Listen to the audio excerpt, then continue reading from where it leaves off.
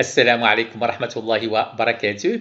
بالنسبة للمستوى الثالث إعدادي خيار فرنسية أقترح عليكم un exercice sur l'immunité. Donc, les compétences, bien sûr, à évaluer dans cet exercice-là, c'est la lecture et l'interprétation d'un graphique. Donc, notre document 1, il représente l'évolution dans le temps du nombre de lymphocytes B et la quantité d'anticorps dans le sang chez un individu infecté par Brucella. Alors, notre document, nous avons bien sûr, il s'agit d'un graphique comme vous le constatez. Nous avons l'axe vertical à gauche, il représente la quantité d'anticorps anti-brucellose. L'axe horizontal représente le temps en mois et l'axe vertical à droite, le nombre de lymphocytes B. Nous avons deux courbes, une en rouge et l'autre en bleu. Alors, analysons la première courbe, comme vous le constatez, c'est-à-dire celle qui représente l'évolution du nombre de lymphocytes B. Donc, dès le début de l'infection, on assiste à une augmentation du nombre de lymphocytes B pour atteindre son maximum vers le troisième mois. Voilà. Après le troisième mois, on assiste à une diminution progressive du nombre de lymphocytes B. Pour la deuxième courbe, celle qui représente l'évolution de la quantité d'anticorps anti-brucellose, donc on constate que après le début de l'infection, après environ 10 jours, voilà, il y a apparition des anticorps anti-brucellose et la quantité de ces anticorps va augmenter de façon bien sûr rapide pour atteindre un maximum vers à peu près donc troisième mois et 10 jours, voilà à peu près bien sûr. Donc il y a, comme je viens de le dire, la quantité d'anticorps anti-brucellose atteint son maximum. Après cette date-là, bien sûr, on assiste à une diminution progressive de la quantité de ces anticorps. On se demande نتساءل ما هي العلاقة بين هذين المنحنيين؟ ينبغي أن نعطي تفسير بطبيعة الحال لماذا بالضبط ظهور مضادات الأجسام جاء بعد مدة حوالي 10 أيام.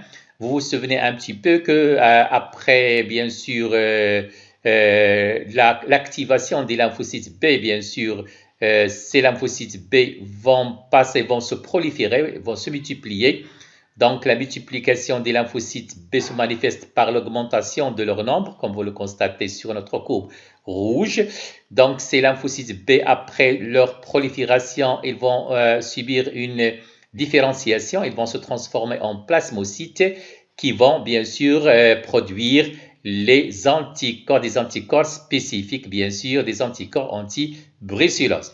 Donc, ce temps-là de 10 à 12 jours, il correspond bien sûr au temps, bien sûr, المدة الزمنية التي خلالها تم تنشيط الليمفاويات B، تم تكاثرها، ثم تم بطبيعة الحال تحولها إلى بلزميات. بعد ذلك بدأت في إنتاج مضادات الأجسام. إذا المضادات الأجسام تم إنتاجها من طرف الليمفاويات B كما أشرنا إلى ذلك. إذا نلاحظ بطبيعة الحال على أن كما أشرت بعد الشهر حوالي 3 أشهر و10 أيام نلاحظ كذلك انخفاض في كمية مضادات الأجسام. نسجلنا كذلك على أن في الشهر الخامس بدأ هناك اختفاء للبكتيريات. هذا يجعلنا بطبيعة الحال نستنتج على أن مضادات الأجسام التي تم إنتاجها من طرف الليمفاويات B من طرف البلزميات هي المسؤولة بطبيعة الحال عن القضاء على هذه البكتيريات. Comme vous le savez très bien, les anticorps spécifiques vont neutraliser, vont former avec les antigènes, dans ce cas de cette bactérie bien sûr, un complexe immune, ce qui va faire disparaître le pouvoir pathogène de ces antigènes bien sûr. Voilà. والشيء الذي ينتج عنه بطبيعة الحال اختفاء البكتيريات ابتداء من الشهر الخامس. إذن في هذه الحالة بطبيعة الحال نسجل بطبيعة الحال تناقص بطبيعة الحال في كل من الليمفاويات B وكذلك مضادات الأجسام. بما أن عدد الليمفاويات B يتناقص أكيد مضادات الأجسام تتناقص هي كذلك، لأن مضادات الأجسام يتم إنتاجها من طرف هذه البلزميات، هذه الليمفاويات B المنتجة لمضادات الأجسام. نتابع. voilà. Donc, document 2, il représente le mécanisme de l'action des anticorps. Je l'ai déjà dit auparavant, bien sûr. Nos lymphocytes B ayant reconnu un type d'antigène à la surface de la bactérie, ils vont se multiplier, c'est l'activation, bien sûr, et ils vont subir une multiplication, comme je viens de le dire, et ils vont subir une différenciation en plasmocytes, bien sûr. Ces plasmocytes-là, ce sont elles, voilà, en place, ce sont eux qui vont produire les anticorps. Donc, effectivement, un lymphocyte qui est en train de reconnaître un antigène. L'antigène de cette bactérie-là, il n'est pas reconnu. Donc, la reconnaissance, elle est spécifique. Donc, après la reconnaissance, nous l'avons déjà dit, on assiste à une multiplication des lymphocytes B, bien sûr, activés, puis une différenciation en plasmocytes qui vont, bien sûr, produire des anticorps. Effectivement, ces anticorps reconnaissent les antigènes et forment avec eux un complexe immun qui va neutraliser ces antigènes. Donc, document, l'image 2, il représente un complexe immun مركب مناعي الذي حيث يتم إبطال مفعول مولدات المضاد والشيء الذي سيسهل بطبيعة الحال على البلعميات التدخل للقيام بعملية البلعمة وبطبيعة الحال حذف أو إقصاء مولد المضاد. فعلا كما أشرت إلى ذلك anticorps, complexe antigène, anticorps antigène. مركب مولد مضاد anticorps antigène, مضاد أجسام. Voilà. Alors, la question 1, à partir du graphique, émettre une hypothèse sur l'action des lymphocytes B. Donc, on en a déjà parlé. Donc, effectivement, je suppose que les lymphocytes B tuent les bactéries puisque à la suite de l'augmentation du nombre de lymphocytes B, on a assisté à la disparition, bien sûr, vers le 5e mois, la disparition des bactéries.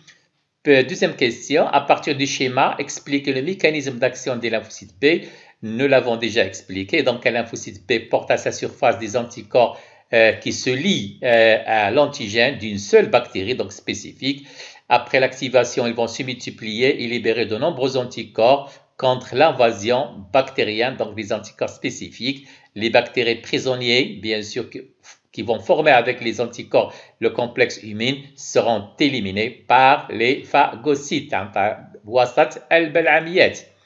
Donc, document 3, il représente l'évolution du nombre de virus et du nombre de lymphocytes T dans le sang en fonction du temps chez un individu infecté cette fois-ci par le virus de la grippe.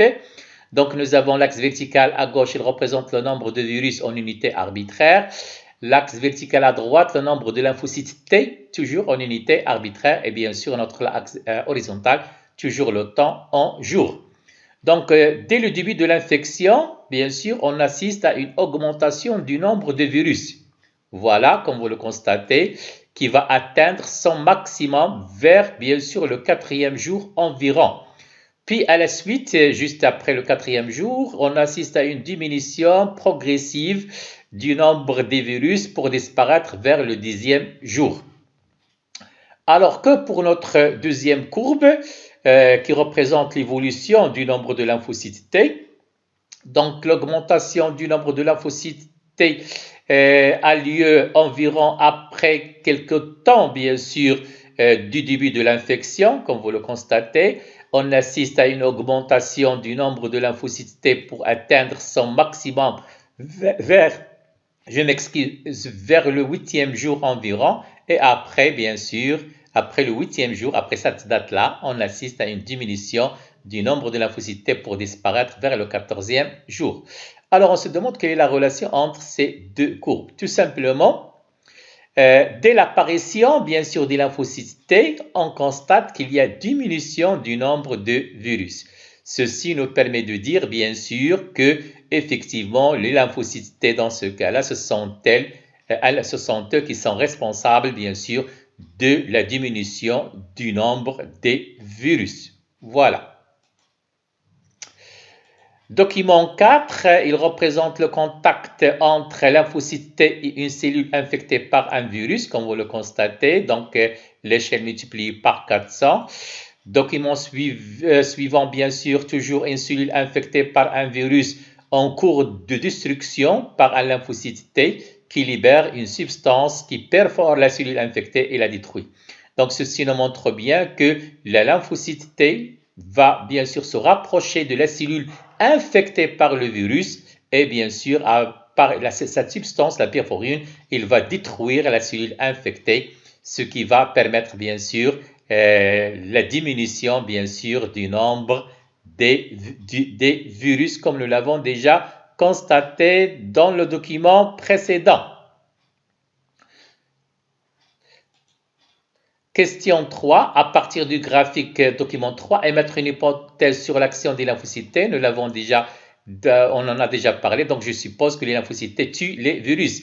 للتوضيح فقط بطبيعة الحال الليمفويد تي لا تقتل أو لا تقوم بالقضاء على الفيروسات مباشرة، ولكن تقوم بتدمير الخلايا المعفنة بالفيروسات، الشيء الذي يسمح به بطبيعة الحال بتناقص عدد الفيروسات. إذا الليمفويد تي تتدخل للقضاء على الليمفاويات على الخلايا المعفنة بالفيروسات وليس القضاء مباشرة على الفيروسات. Donc, quatrième question, à partir des images au microscope du document 4, expliquez le mécanisme d'action des lymphocytes T. Bien sûr, un lymphocyte T va repérer une cellule infectée par un virus. Donc, puis il va se rapprocher de cette cellule-là, va se mettre en contact avec cette cellule infectée. Et bien sûr,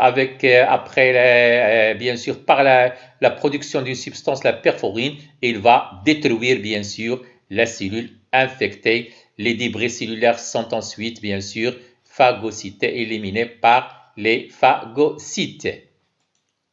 Merci et bon courage.